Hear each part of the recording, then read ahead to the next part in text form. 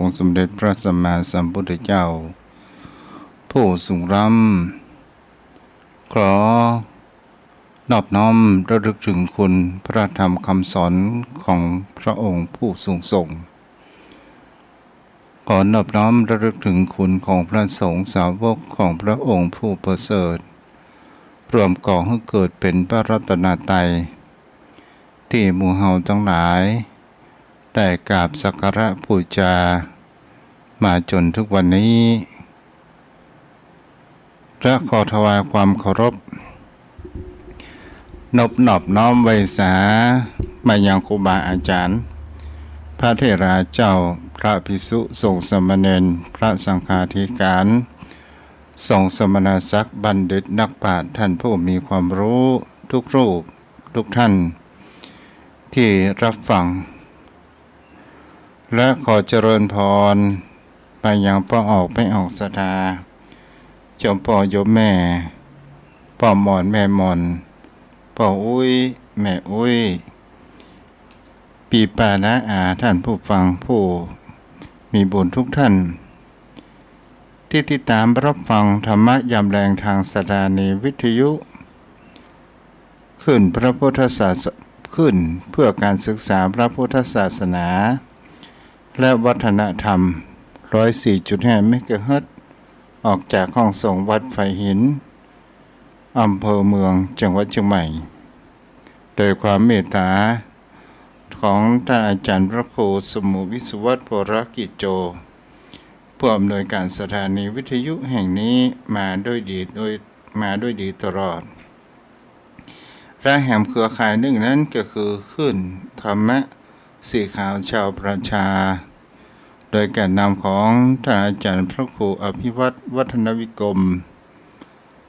ผู้เป็นประธานในเครือข่าย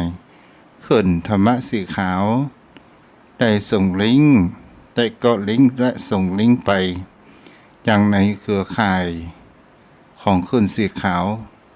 ทั่วในภาคเหนือขออนุโมทนาขอบคุณเจ้าของสถานีวิทยุแต่ละที่แต่ละแห่งตัวขอบคุณในความเมตตากับพอออกแม่ออกสถาญาติโยมพี่น้องที่รับฟังกันวันนี้เราก็มารับฟังกันธรรมะยามแรงก่อนพระอาทิตย์จะรับขอบฟ้าในวันที่21 ตุลาคมพุทธศักราช 2565 วัดทุ่งประเก็ตจะมีการทำบุญทอดกฐินสามัคคี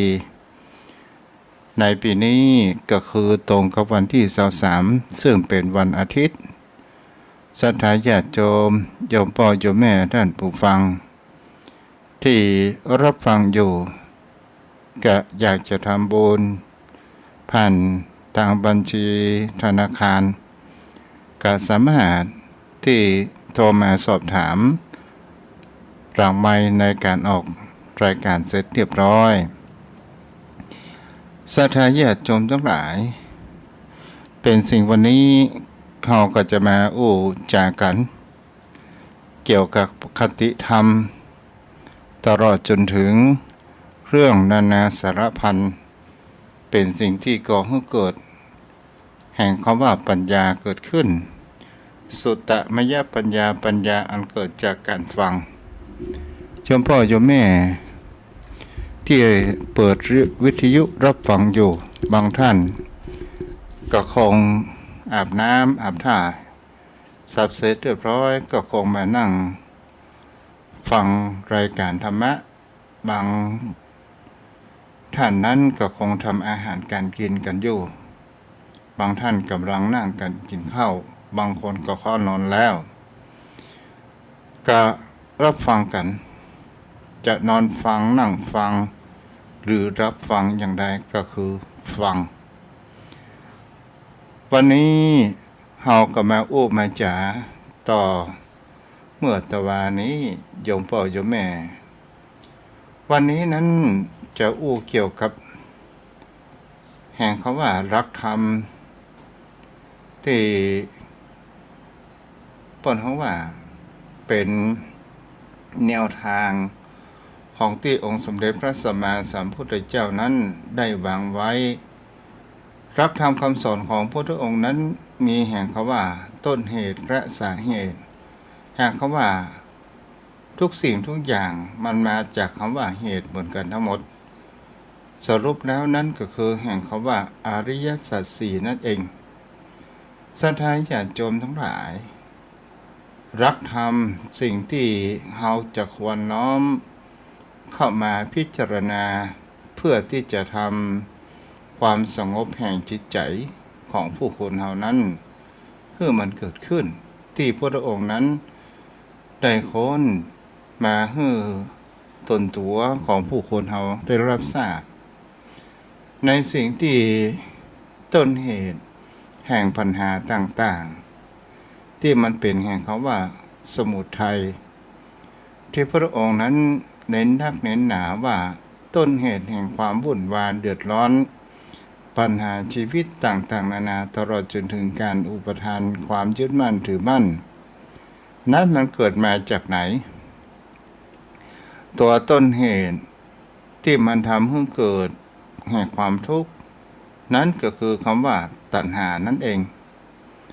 ตัณหาก็คือความอยากได้อยากมีอยากเป็นและความไม่อยากได้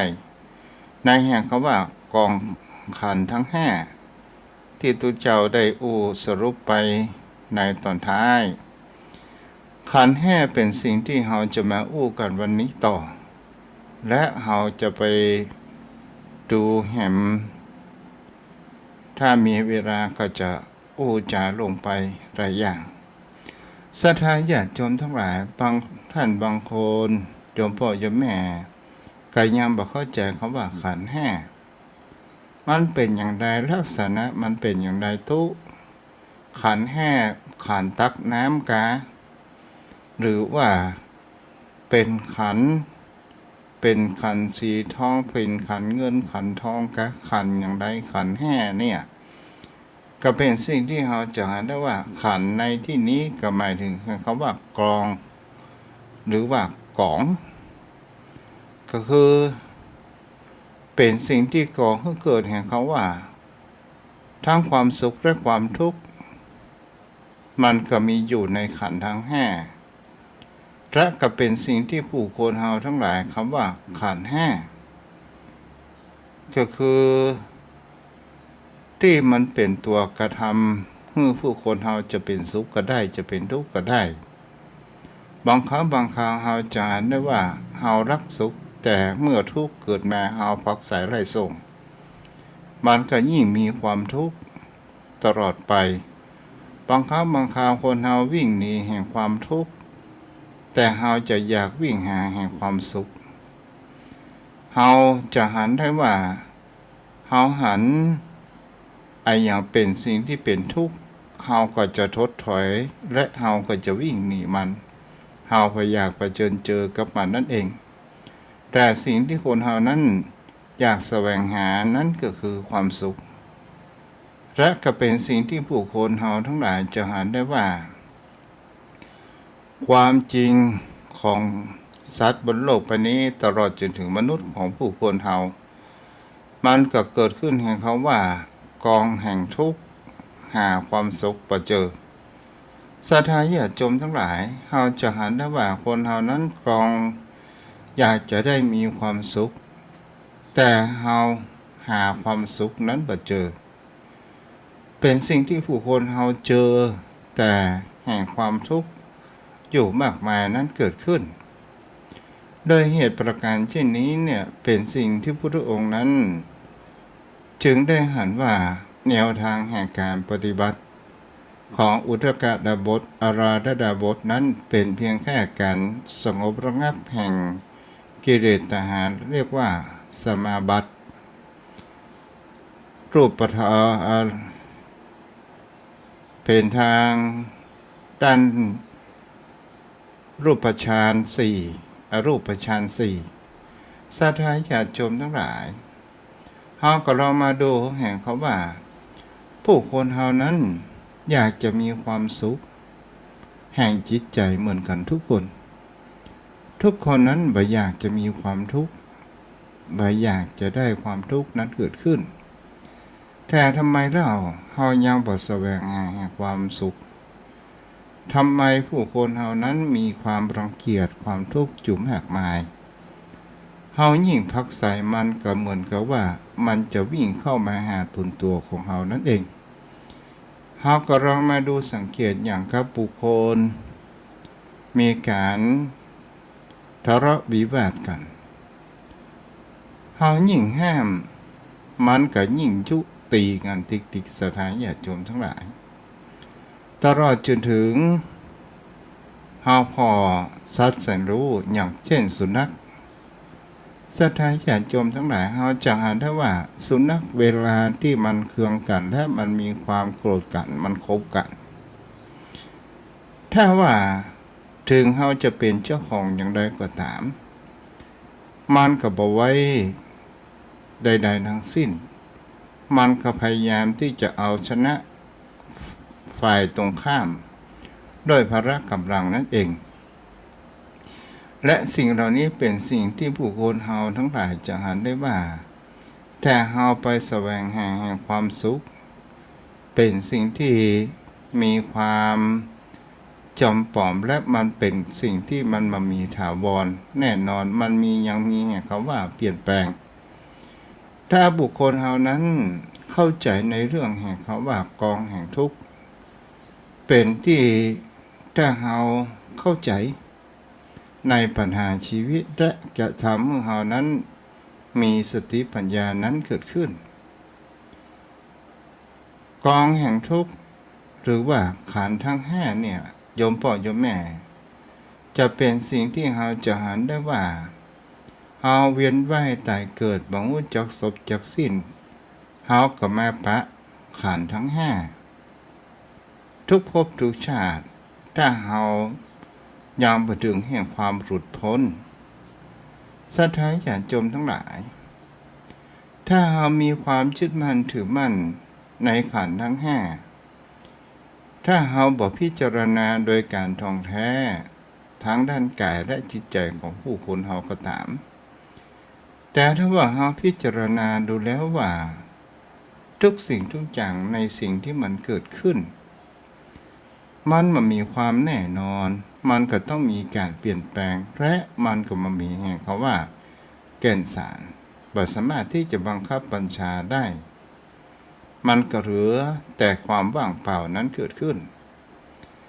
นี่ก็เป็นสิ่งที่เราจะเห็นได้ว่าบางครั้งบางคราวเรื่องเป็นเรื่องเราก็เก็บเอามาคิดพิจารณากันเรื่องของคนอื่นเราเอามาใส่หัวใส่จิตของเรานั้นอยู่มากมายก็เลยทำให้ตนตัวของเรานั้นมีความเครียดมีความบ่สบายใจและเอาไปเอามาก็จะทำให้เรานั้นมีจิตใจว้าวุ่นนอนก็บ่หลับกินข้าวก็บ่ลำก็เลยเป็นสิ่งที่ก่อให้เกิดแห่งความกังวลในเรื่องต่างๆนานานั้นเกิดขึ้นแต่ถ้าว่าเราถึงมันเกิดขึ้นในจิตในใจของเราก็ตามแต่ถ้าว่าเราพิจารณาดูแล้วว่ามันประเกิดประโยชน์ใดๆทั้งสิ้นและเราจงอยู่ในปัจจุบันณขณะณเวลาก็หมายถึงคำว่าอารมณ์ต่างๆอารมณ์โกรธอารมณ์โลภอารมณ์อารมณ์หลงก็ตามถ้าเราหันแล้วจะอย่าให้มันอยู่ในจิตใจของเรานั้นมันมากนักและก็เป็นสิ่งที่ผู้คนเราทั้งหลายบางเรื่องบางราวในสิ่งที่มันเกิดขึ้นกับชีวิตตนตัวของคนเราก็จะหันได้ว่ามันก็เป็นธรรมดาถ้าว่าเป็นธรรมดามันก็เป็นการถอนจิตใจของเรานั้นออกจากทุกข์มันเป็นเรื่องธรรมดามันเป็นเรื่องธรรมชาติถ้าเราคิดอย่างนี้มันก็เป็นการถอนจิตใจออกจากทุกข์ และเฮาบ่ได้พักใส่มันนั่นเองต่อมาศรัทธาญาติโยมทั้งหลายนายแห่งเขาว่าการทั้งแห่ที่อยู่แห่งเขาว่าในร่างกายส่วนตัวของคนเฮานี้ถ้าเฮามาอู้เป็นระบบเฮาก็จะหาได้ว่าขันธ์ทั้งแห่เนี่ยมันเป็นอย่างครับเป็นลูกโซ่ศรัทธาญาติโยมทั้งหลายมันมีทั้งฝ่ายรูปและฝ่ายนามฝ่ายรูปนั้นก็คือเป็นเข้าโครงอย่างกับตนตัวของเฮาที่เฮาจะควรจะพิจารณาเกิดขึ้นรูปก็คือรูปร่างหน้าตาเข้าโครงร่างกายของคนเฮานี้เองคนทุกคนนั้นเกิดมาจะเป็นโอปปาติกะนั้นเกิดมาแล้วใหญ่โตทันทีนั้นคงจะเปลี่ยนไปบ่ได้เมื่อรูปเฮานั้นเกิดมาเล็กๆจากคารบรรดามันก็เริ่มมีการแห่งคำว่าเจริญเติบโตนั้นเกิดขึ้นมันก็จะต้องอาศัยอาหารการกินเพื่อหล่อเลี้ยงร่างกายจะเป็นน้ำดื่มเองอย่างก็ตามจะเป็นน้ำนมก็ตามเมื่อเฮาเป็นดอกอ่อนมันก็พัฒนารูปนี้เกิดขึ้น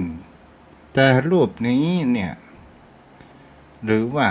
รูปมนุษย์ของผู้คนเฮาเนี่ยเขาคงเนี่ยศรัทธาญาติโยมทั้งหลายถ้ามันบ่มีตั้งฝ่ายนามก็คือตัวเวทนาสัญญาสังขารและวิญญาณศรัทธาญาติโยมทั้งหลายสัญญาก็คือสิ่งที่เฮาหันไปต่างๆนานานั้นเกิดขึ้นแล้วมันก็ส่งไปตัวแห่งคำว่าเวทนาก็คือความรู้สึกเมื่อเวทนามีความรู้สึกมันก็จะต้องไปส่งไปแห่งตัวแห่งคำว่าสังขาราก็คือการปรุงแต่งเมื่อเบยตัวปรุงแต่งสับเสร็จเรียบร้อยวิญญาณก็คือตัวรู้วิญญาณนี่นะเป็นตัวรู้และมันก็ถูกบันทึกและก็เป็นสิ่งที่เราจะอ่านกันว่าฝ่ายนามเนี่ยเป็นตัวขับเคลื่อนที่เราเรียกว่าจิตที่มันสั่งในระบบร่างกายของคนเรานั้นทำนั่นทำนี่ไปตามความฝ่ายขันธ์ห้าฝ่ายนามศรัทธาญาติโยมทั้งหลายบางสิ่งบางอย่างเราจะเห็นได้ว่าฝ่ายนามนั้นอาหยังเป็นตัวขับเคลื่อนถ้าเราลองมาดูสังเกตและพิจารณาดูว่าตัวขับเคลื่อนเขาโครงก็คือตัวฝ่ายนามเวทนาสัญญาและสังขารและวิญญาณไอตัวที่จะ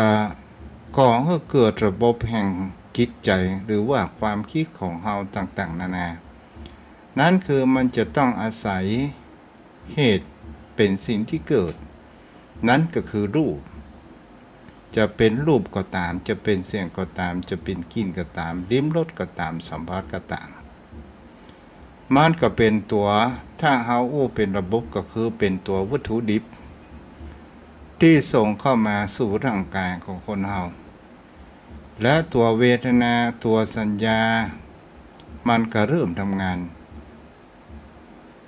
อย่างเฮาหันต้นไม้ใครเป็นคนสมมุติคำว่าต้นไม้ก็คือเฮาจะหันว่าต้นไม้มันเป็นเขาคงรูปร่างหน้าตามีร่มเงานั้นสาขาเฮาก็สมมุติคำว่าต้นไม้และก็เป็นสิ่งที่เฮาจานได้ว่าภาษาแต่ละประเทศนั้นมันไม่เหมือนกันก็เพราะว่าการอู้กันจาคนเฮานั้นมันไม่เหมือนกันเลยมีความสมมุติและมีความแตกต่างกันอย่างครับประเทศไทยเฮาว่านี่คือต้นไม้และเฮาก็มีความจำได้ไม่รู้แล้วเวทนาเป็นตัวส่งเฮาลองมาดูสังเกตว่าต้นไม้ เมื่อเฮาเอามือไปสัมผัสแล้วต้นไม้ที่ยืนต้นนั้นมีความแข็งเมื่อมันมีความแข็งปันไปตัวส่งไปปรุงแต่งที่ตัวสังขารตัวสังขารว่าไม้นี่เนี่ยมีลักษณะแห่งคำว่าแข็งมันก็ส่งไปตัวแห่งคำว่าวิญญาณตัวรู้นี่ก็คือบันทึกไว้ว่านี่คือต้นไม้มีลักษณะมันเป็นร่มเงาสาขาและเป็นต้นไม้ที่มีลักษณะมีความแข็งโดยทั่วไปเป็นส่วนมากนี่แหละเป็นสิ่งที่เราจะอ่านถ้าว่ามันเราพอไปแล้วก็เป็นเหมือนกับลูกโซ่ที่พระองค์นั้นได้เน้นนักเน้นหนาในเรื่องว่านี่แหละคือเป็นตัวต้นเหตุที่ก่อให้เกิดความสุขก็ได้ก่อให้เกิดแห่งความทุกข์ก็ได้แต่ขันธ์ทั้งห้านี้เราบอกควรที่จะไปหลงไปยึดเอามาเป็นตนตัวของเราเพราะว่าถ้าเราหลงไปยึดไปแล้วมันจะทำให้ถ้าว่าเราพบแห่งความสุขมันปรุงความสุขนั้นเกิดขึ้นถ้าว่ามันปะในสิ่งที่ประชอบมันก็จะปรุงเป็นแห่งความทุกข์เกิดขึ้นนี่แหละเป็นสิ่งที่ศรัทธาญาติโยมทั้งหลายเฮาก็จะเห็นได้ว่าเฮาก็ลองมาตึกตองและพิจารณาดูสิ่งเหล่านี้เนี่ยเป็นสิ่งที่เฮาบ่ควรยึดเพราะว่ามันบ่มีคำว่าเที่ยงมั่นมันมีความทนทานคงทนสภาพเดิมนั้นอยู่บ่ได้และมันก็ตกอยู่ในแห่งคำว่าอนัตตาหล่อรวมเรียกว่าอยู่ในกฎของพระไตรลักษณ์นั่นเองศรัทธาญาติโยมทั้งหลายมาฮึ่งเคลียเข้าไปแหมหน่อยนึงโยมพ่อโยมแม่เป็นสิ่งที่ผู้คนเฮาก็ลองดูสังเกตว่าจะเป็นในสิ่งที่เฮาอุปโภคบริโภคมันใกล้ตัวของผู้คนเฮาก็ได้โยมพ่อโยมแม่เฮาก็ลองมาดูสังเกตอย่างกับที่นอนของเฮาที่นอนของเฮาศรัทธาญาติโยมทั้งหลายถ้ามันเป็นฟูกเป็นที่นอนคนทุกคนนั้นอยากจะนอนที่นอนที่มีความนิ่มนวลนั้นเกิดขึ้นเพราะว่าเฮาจะบ่ปวดหลังแต่ถ้าว่าเฮานอนที่นอนที่เป็นสปริงมันก็จะทำให้เฮานั้นมีความปวดหลังที่นอนนั้นเฮาจะเห็นได้ว่ามันเป็นรูปแห่งคำว่าสี่เหลี่ยมจัตุรัสสี่เหลี่ยมผืนผ้าก็ตามศรัทธาญาติโยมทั้งหลายเฮาก็ลองมาดูสังเกตว่าที่นอนเป็นรูปและเฮาอย่างที่เฮาหันมันเป็นรูปล่ะก็เพราะว่าที่นอนนั้นมันมากระทบตาแล้วมันก็ไปตัวที่สัญญาทำไมตัวสัญญาถึงหูได้ว่านี่ก็คือที่นอนเพราะว่าผู้คนเฮาได้หันแล้วว่ามันเป็นที่ทำให้ร่างกายของเฮานั้นพักผ่อนเฮาก็เลยฮ้องว่าอิริยาบถนอนเรียกว่าที่นอนเฮาก็สมมุติว่านี่คือที่นอนแล้วมันส่งไปตัวเวทนาเมื่อกายเฮาสัมผัสที่นอนนี้นุ่มเมื่อเฮาว่าที่นอนนี้นุ่มมันก็ส่งไปตัวถึงแห่งคำว่าตัววิญญาณก็คือตัวรู้บันทึกแล้วว่าที่นอนยี่ห้อนี้มีความนุ่มนอนได้สบายศรัทธาญาติโยมทั้งหลายแล้วเฮามาพอต่อไปตัวขันธ์ทั้งห้าเนี่ยเป็นตัวทำให้สุขก็ได้ทุกข์ก็ได้แต่สิ่งที่ผู้คนเฮาทั้งหลายบางครั้งบางคราวที่มันเฮาก็ว่าเดินทางหลงทางและอย่างเขาว่าความเห็นผิดก็คือตัวที่จะทำให้เฮานั้นมีความเข้าใจผิดนั้นก็คือการที่ผู้คนเฮานั้นไปหลงว่าในขันธ์ทั้งห้านั้นเป็นตนตัวของเฮาเองแท้จริงแล้วขันธ์ทั้งห้านั้น มันเป็นของธรรมชาติ ที่มันเกิดมาพร้อมกับมนุษย์ผู้คนเฮามนุษย์ผู้คนเฮานั้นก็เป็นปรากฏการณ์ของธรรมชาติอย่างหนึ่งศรัทธาญาติโยมทั้งหลายเป็นสิ่งที่ผู้คนเฮาจะเห็นได้ว่าความทุกข์นั้นเป็นสิ่งที่คนเฮานั้นบ่มีภัยที่จะหนีพ้นแต่ถ้าว่าเฮามาพิจารณาดูดี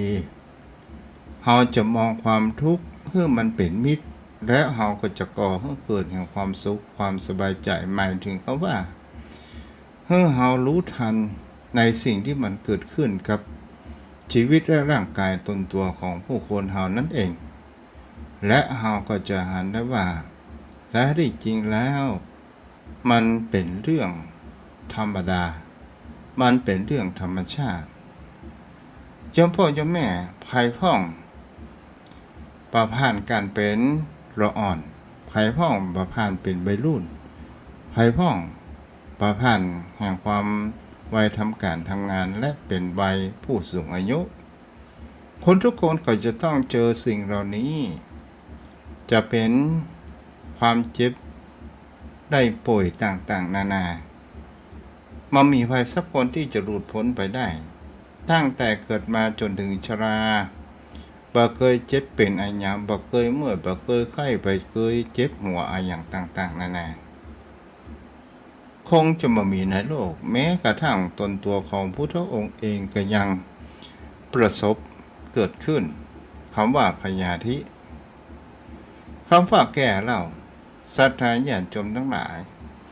ถ้าเฮาอู้ถึงคำว่าแก่บางคนนั้นบ่ชอบห้องลุง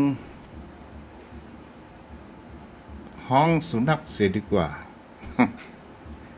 บางคำบางคราวคนเฮาไม่ยอมรับสภาพแห่งความจริงของตัวเองมันก็เลยทำให้เฮานั้นมีความหันว่าเฮานั้นเป็นผู้มีพละกำลังดีแต่วัยชรามันเกิดขึ้นถ้าโยมพ่อโยมแม่บางท่านบางคนก็บอกว่าบางคนก็ยอมรับในสิ่งที่มันเกิดขึ้นได้บางคนไม่ยอมรับมันอย่างมาเหมือนแต่ก่อนนี่เตียวไปที่ไหนเนี่ยต้องสบายลูกนั่งนั้นสบายข้าได้เหมือนแต่ก่อนศรัทธาญาติโยมทั้งหลายคนเฮาอยากจะให้100%มันเต็มอยู่สม่ำเสมอนั้นก็คงจะเป็นไปได้ยากมันก็จะต้องถดถอยลดน้อยลงไปอยู่เสมอไปบางคนก็เหลือ 90% บางคนก็เหลือ 80%เหลือ 70%เหลือ 60%เหลือ 50%ลดน้อยถอยลงไปตอนสุดท้ายเหลือสัก%เดียวนี่แหละก็เป็นสิ่งที่ผู้คนเฮาทั้งหลายเฮาก็ลองดูสังเกตอย่างก็ตามแรกเริ่มนั้นมันมีคำว่าเพิ่มขึ้น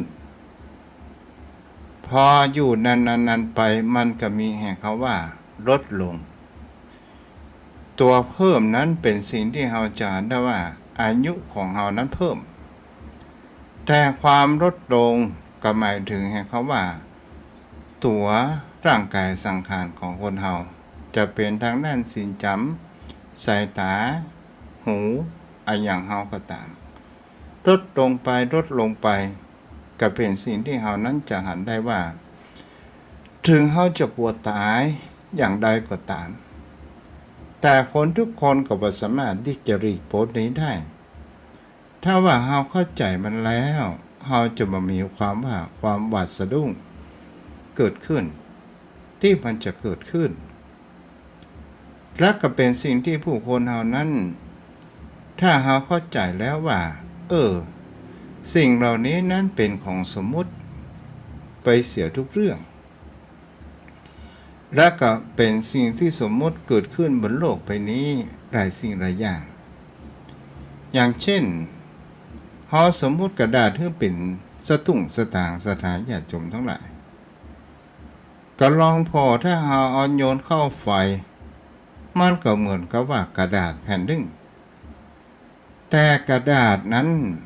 เป็นสิ่งที่เฮาจะเรียกว่า เมื่อกระดาษที่เรามาทำมาเป็นแบงก์ก็ถือว่ามันมีคุณค่ามากมายและเราสมมุติกันขึ้นว่าใบนี้ใบพันใบนี้ใบ500ใบนี้ใบ100ใบนี้ใบ50และ20ศรัทธาญาติโยมทั้งหลายอันนี้ก็คือการสมมุติแห่งความมีค่าเกิดขึ้นแต่คนเฮาบางครั้งบางคราวเฮาไปยึด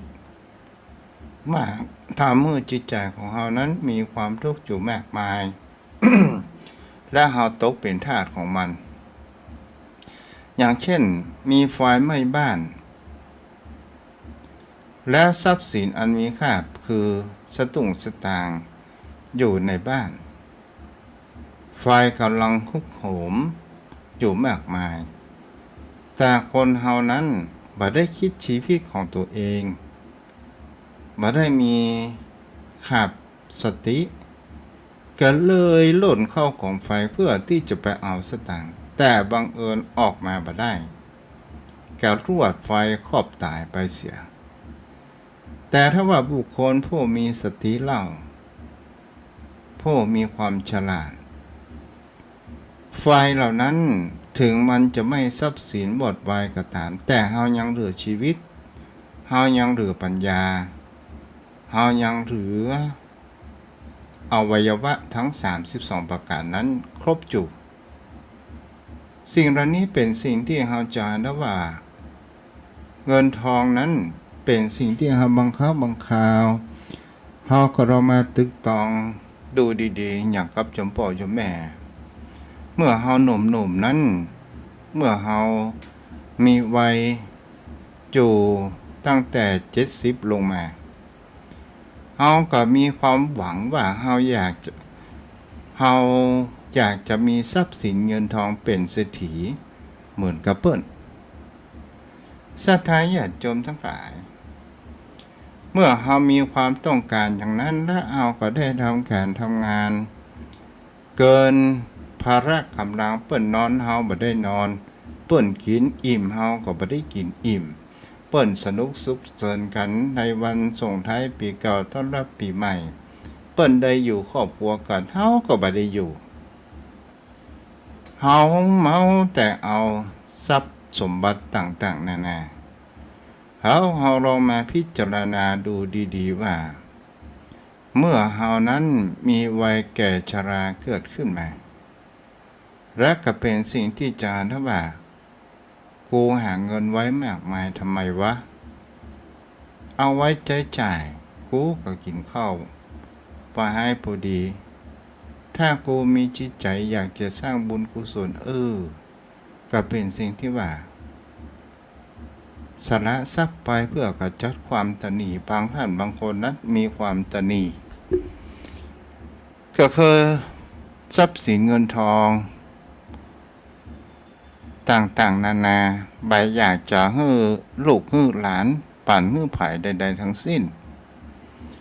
และก็เลยแข่งมีความว่าทรัพย์สินสมบัติเหล่านี้เหมือนกับว่าจะติดไปทุกภพทุกชาติถ้าเรามองสิ่งเหล่านี้เรียกว่ามิจฉาทิฏฐิไปแต่ถ้าว่าบุคคลเราทำตามภาระกำลังนี้ก็คือกำไรของชีวิตของเราต่อไปเราจะได้พักแสวงหาแห่งความสุขแสวงหาแห่งธรรม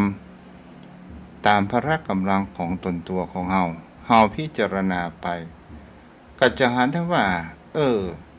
มันก็เป็นการขจัดเสียซึ่งความตนีและกับก่อให้เกิดแห่งคำว่าทรัพย์ที่เป็นบุญญาทรัพย์ที่จะติด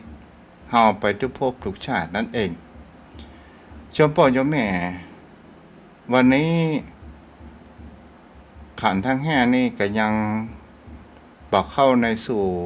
บทแห่งการประพฤติปฏิบัติเตื้อศรัทธาญาติโยมทั้งหลายเมื่อคนเฮามีความทุกข์และเฮาจะควรทำอย่างใดตัวนี้เป็นสิ่งที่สำคัญในทุกอิริยาบถของผู้คนเฮาตลอดจนถึงเฮาจะเห็นได้ว่ามีความทุกข์และเฮาจะทำอย่างใด ตามสูตรของพระพุทธองค์ย่อๆให้โยมพ่อโยมแม่รับฟังก็คือดูลมหายใจของตนตัวของเราดูอิริยาบถตนตัวของเรายืนเดินนั่งนอนก็ตาม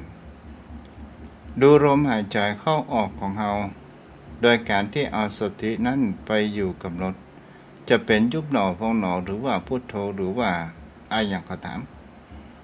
ที่ทำมาเป็นแห่งคำว่าอุบายเพื่อทำให้จิตใจสงบ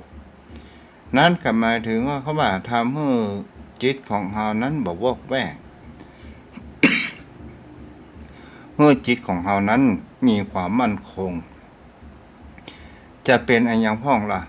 จะเป็นการไหว้พระสวดมนต์นั่งสมาธิและก็เป็นสิ่งที่เราจะเห็นได้ว่าถ้าเราทำอย่างนี้มันก็เป็นการสงบระงับแห่งความวุ่นวายฟุ้งซ่านต่างๆนานาและจะก่อให้เกิดปัญญาและเราจะบ่มีการปรุงแต่งไปทาง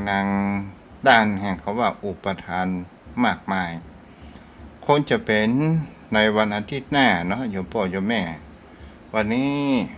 ก็ได้มาอยู่เหมาะสมควรแก่เวลาวันนี้ก็มีเรื่องเจียให้โยมพ่อโยมแม่รับฟังกันแต่เจียในเรื่องนี้บ่ได้กระโพดภายเด้อโยมพ่อโยมแม่เฮาก็อู้ง่ายๆกันก็คือโยมพ่อโยมแม่เปิ้นเฮาว่าระหว่างไต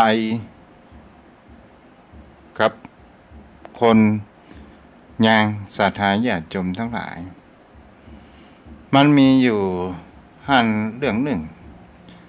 ก็คือไตกับยางเนี่ยมันมีความคิดแตกต่างกัน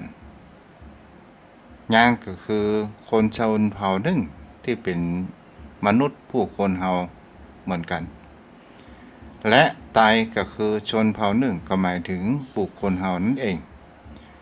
ไตกับยางนี่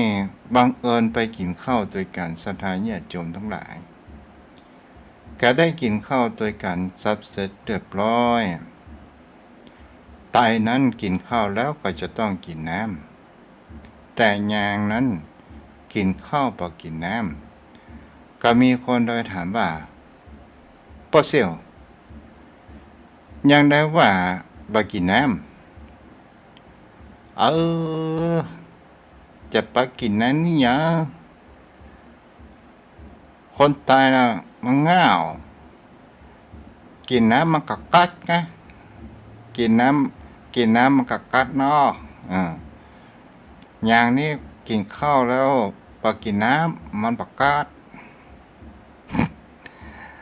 ก็ว่าที่นี่เด้อโยมพ่อโยมแม่เนาะอันนี้ก็เป็นเรื่องเล่าพอแฮปพอดีเป็นเที่ยเนาะส่งท้ายถ้าโยมพ่อโยมแม่วันนี้เปิดเวลาสักหน่อยนึงเนาะใครจะโทรศัพท์มาก็โทรมาได้เด้อที่เบอร์โทร063-163-9950วันนี้ทาง Facebook แม่ครูกัญญาได้รับฟังอยู่เนาะแม่อนุโมทนาเด้อจ้ะ0631639950เจริญพรราชการครับอาจารย์จ้าโอ้จะยุ่มสภาแท้มันไม่ค่อยนั่นต้องออกไปไกลหน่อยจ้าในรุ่นเก่าอะจ้ามันไม่ค่อยชัดมันขอกแขกต้องมาอยู่ใกล้ๆอ่ะธรรมดาเขาเล่นเน็ตกันเยอะมั้งวิทยุรุ่นเก่าไม่เช่นนี้ก็ดีนะท่านินจ้าครัวพี่รอดท่านบอกให้หาผมก็มีมานานแล้วจ้าแต่มาสปาร์กเนี่ยขึ้นนู้นขึ้นนี้เข้าชนหยุดเลยพอฟังได้ครับพอฟังได้ฟังได้อยู่เนาะหลวงพ่อครับชัดเจนแต่ว่าเป็นสู้เนี่ยเชียงดาวหนาวล่ะก็2 วันนี้ค่อนชั่วนะเพราะเมื่อวานกับวันนี้มันพุ่งแล้วกลัวไม่อะไรเลยมั้งจ้าราชการครับจ้าไว้สาครับรักษาแม่ก้อย0631639950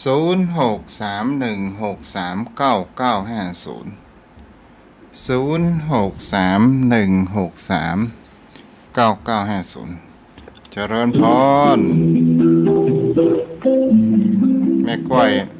โทรมาก็กรุณาจะไปทิมไปต่ำมันเป็นเสียงพักสายไปเหรอ0631639950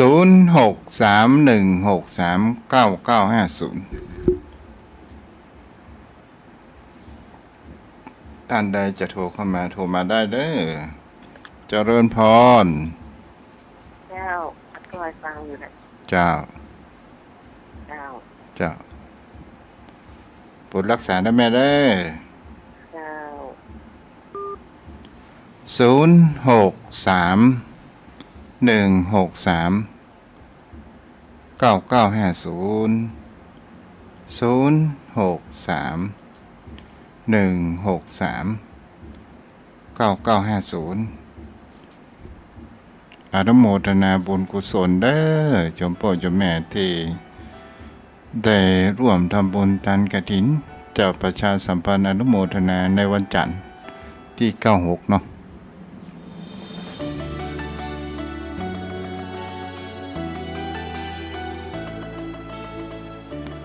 หากจะโทรมาโทรเข้ามาได้เด้อที่เบอร์โทร0631639950ตะกี้แม่แดงแม่แจ่มโทรมาเนาะเป็นกำลังใจอนุโมทนาตัวเจริญพรสการเจ้าท่านพระครูเจ้าแม่ก้อยเนาะเจ้าได้ยินก้อยดีเจ้าอีเดอยู่แม่แหลงอำเภอแม่อายโอ้แม่แหลงแม่อายค่ะเจ้าเป็นแม่อายหนาวหรอหนาวของแล้วเจ้าได้2-3เจ้าวันนี้เราจะหนาวแล้วมันเป็นฟ้าเป็นเมฆใช่ฟ้าหนาวก็เรียกแล้วก็ลมก็อย่างเมื่อนักแก่แม่เจ้าฟ้าหนาวได้ยินชัดดีเจ้าได้ยินชัดดีเนาะเจ้าแม่ฟังน้ำบ่อสวาเจ้าอนุโมทนาฟังแล้วเข้าใจก็แม่เข้าใจดีเจ้าอีแม่นิวเจ้าแม่นิวเนาะแม่ฟังถึงวันท่านพระครูมีนิโกมก็ฟังตุลุงยองก็ฟังขุดเจ้าขุแรงถึงวันตั้งวันจันทร์เดี๋ยววันติดก็ได้ดีแล้วอนุโมทนาได้แม่ได้แม่ไหว้พระไหว้อันไหนแม่สวดของอันจากป่ามณี30ตัดอ่ะให้ก็เป็นยังมันตึงดีหมดของพุทธเจ้าแม่มันมีว่าอัปมงคลอะไรทั้งสิ้นแม่ก็จะไหว้พระอะไรในสวดมนต์อ่ะแต่อีแม่ไหว้พระเฮือเสียงดังหน่อยเด้อเจ้าอะระหังสัมมานั่นคือโดดไปสัก3บ้านเนี่ยว่าเพิ่นว่าไหว้มันเสียงดังมันก้องไปไกลอ่ะจ้าไหว้ดังๆกันเดเทวดาจะลงมาหาเป็นยังเนาะบุญรักษาดีแล้วแม่ดีแล้วเจ้านั่งสมาธิการจังสมาธิมันได้มือ3นาที4นาทีแต่เป็นยังดีกว่าบ่ได้เนาะจ้าบุญรักษาจ้า0631639950เจริญพรพระอาจารย์เจ้าพระอาจารย์เป็นไงพระอาจารย์ที่วัดหนาวก่อเจ้าหนาวกายว่าเท่าใดแต่หนาวใจนะแม่อันแน่หนาวใจอย่างล้ำเหลือหนาวใจว่าจะเอาสตางค์ที่ไหนมาเฮือกะตีเปิ่นวันผู้เปิ่นฮือเนี่ยเจ้า กะติหยังก็คะกะติที่ซื้อถวายเป็นสมบัติของพุทธศาสนาวันอาทิตย์ที่23นี่ก็ทอดกฐินแม่วันอาทิตย์แม่ฟังที่ไหนก่อนนี่แม่อยู่อันป่าไม้แดงหอมบุญเพ่เจ้าป่าไม้แดงเนาะเจ้าจ้าอย่าใดดีหะเนี่ยได้ล่ะแม่ก็อยากร่วมทำบุญด้วยอ่ะเนี่ยอย่างใดดีหากันเด็กก็ก้อยโทรบอกมาเลขบัญชีให้แม่เนาะจ้าเดี๋ยวขอเจ้าว่าสัตว์เจ้าบุญรักษาได้แม่ได้แม่อย่างก็ แม่4,000 ตาดแก้วเจ้า โอ้แม่4,000 ปากแก้วเนาะอนุโมทนาบุญเด้อ ต่อเต่าสระอาดอเด็กนะคะนามสกุลตาดแก้วนะคะ จ้า เจ้าไว้สาเจ้า สาธุอนุโมทนาอ้าวโทรเข้ามาได้อยู่เด้อ ที่เบอร์โทร0631639950 โทรมาได้เด้อโยมพ่อโยมแม่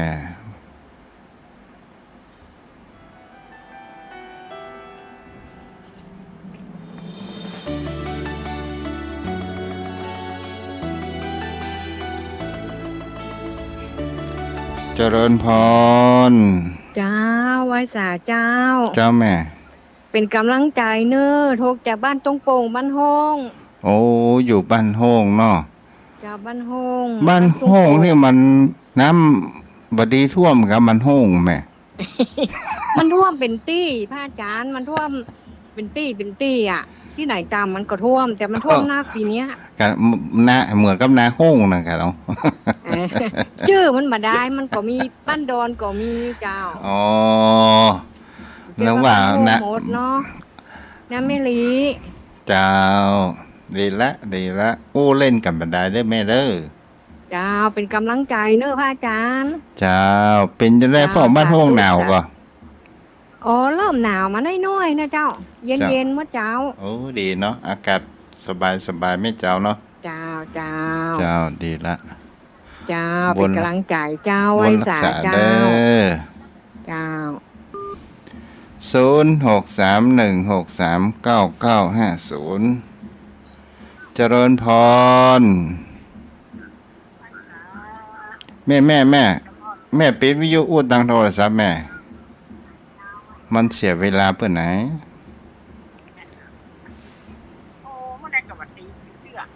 เจ้าบุญรักษาเด้อแม่เด้อขออนุญาตเด้อแม่บ่โอ้เจ้า อ้าว โทรมาใหม่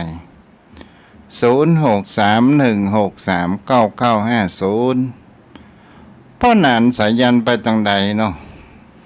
ตะวาบกับปะตัน ไว้สาเจ้า เจ้าเจริญพรเด้อแม่อยู่ไหน แม่อยู่สันกำแพงหมู่บ้านการกนกเจ้า โอ้ ชัดเจนแข็งแกร่งดี เจ้า อยู่ ฟัง ที่ดอยสะเก็ดนั่นแผ่นดินไหวพอเธอ บ้านแม่เป็นได้พ่อง อยู่ใกล้ๆกันฮะ โอ้สั่นสะเทือนนักเลยอ่ะ อืม เจ้า จ้ะไอ้ยังบ่เสียหายค่ะแม่ เจ้ากำลังใจเนอะ เจ้าอนุโมทนาเด้อแม่เด้อ เจ้า 0631639950 ผู้รับฟังรายการธรรมะยามแรงผู้สุวรรณนักดีเนาะเจริญพรพ่อหนานตะว่าบัดตันเนาะ ครับขอกราบไหว้สาเมตตาธรรมท่านเจ้าครับ ก็แค่อยากฟังญาติธรรมเพิ่นได้สนทนาธรรมกับท่านเจ้าพนั่งฟังเพิ่นหลายความคิดก็ดีครับท่านเจ้า แม่น ทุกความคิดก็เป็นกำลังใจท่านพระคุณเจ้า จ้า ที่ได้ฟังน้ำธรรมคำสอนในช่วงไม่ค่ำยามแรงนะครับ ท่านเจ้า เจ้า ครับ ตอนนี้มีอะไรอย่างเสริมเรื่องขันธ์ห้าพ่อของพ่อหนาน ขันธ์ห้าปัญจขันธ์ขันธ์ห้าเป็นทุกข์เนาะท่านเจ้าเนาะขันธ์ ครับ ทั้งหลายเป็นทุกข์รูปเวทนาสัญญาสังขารวิญญาณ อืม มันเป็นเหตุอิงกันเนาะอินทปัจจยตาท่านพระคุณเจ้า จ้ะ เห็นนี่มี จ้ะ เห็นนี่จึงมีแล้วท่านเจ้าเนาะ ถูกต้อง มันเป็นของคู่กัน มันไปกระทบกัน มัน อย่างท่านเจ้าว่านะ มันอยู่ที่การปรุงแต่งกันเป็นส่วนใหญ่เนาะ ครับ จ้า มันปรุงแต่งให้รูปมันก็มาเห็นเมื่อเราเห็นมันก็รูปมันก็ทำเมื่อเราคิด มันก็ปรุงแต่งขึ้น อืม ถ้าเราเห็นสักแต่ว่าเห็นก็บ่เป็นหยังเนาะท่านเจ้าเนาะ จ้า ได้ยินสักแต่ว่ายินได้ยินมันก็บ่เป็นหยังแต่เราไปปรุงแต่งมันก็เป็นธรรมดานะท่านเจ้าเนาะ ถูก เรื่อ ต้ ง อง สัจธรรมมันก็ จ้ะ เป็นของอย่างอี้ของมันอยู่แล้ว อืม ครับกราบไหว้สาท่านเจ้านะครับ จ้าก ราบ บุญ ไหว้ รักษา ค จ้า รับ บุญรักษาเด้อพ่อหนานอ้าวผ่ายจะโทรเข้ามาแฮม0631639950 โอ้เจริญพร นมัสการเจ้าจากหลังการแม่สาวอำเภอแม่อายเจ้า โอ้แม่สาวแม่อายหนาวกะโยม หนาวแต่ว่านี่หนาวมากครับวันนี้มันหนาวมาก กลางเหลืองแล้วก็ บะเหลืองเจ้ากลางบะเหลืองเจ้าเจ้าหัวได้หญิงไว้เจ้า อ๋อเจ้า ฟังท่านนะพระครูอยู่นะเจ้า โอ้ดีกะ ให้กำลังใจนะเจ้า เนี่ยไอ้หยังแมลงเนี่ยเนี่ยกินไอ้หยัง อ๋อกินข้าวกับปลาขามกินข้าวกับปลาขาม จ้า เจ้าข่าวละแรงนี่ก็หามข่าวเนี่ยจ้ะ โอ้ระวังผอมเด้อ พร้อมปลาเท่าลูกตู้อีกเสื้อลูกกับกิน2 มื้อบ่ได้ อ๋อดีละ กินไส้ไส้วันเกิดกับวันศีลเจ้า อ๋อทีละแม่อ วัน นุโม ศีล ท นี่ไป นา เจ้าวันศีลนี่ไปกินที่อื่นแล้วเพิ่นเอาออกงานเนาะ อ๋อ เจ้ามากินไส้หามอีกอ่ะ อ๋ออนุโมทนาเด้ เจ้านมัสการนะเจ้าเพื่อกำลังใจกุศลกุองค์นะเจ้า เจ้าบุญรักษาเจ้าอ้าวโทรเข้ามาได้เด้อค้างแหม2 นาทีเนาะจะคืนเวลาให้ทางสถานีวิทยุภายจะโทรมาก็เข้าใจโทรมาเด้อวันเดียวทุกเจ้าจะปิกวัดแล้ว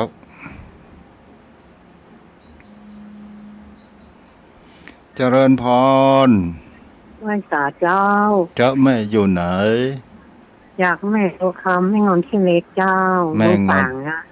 เมืองฝางเนาะแม่งอนเนาะ เจ้า แม่งอนบาดเหลืองเนาะแม่เนาะ เจ้า ฮะ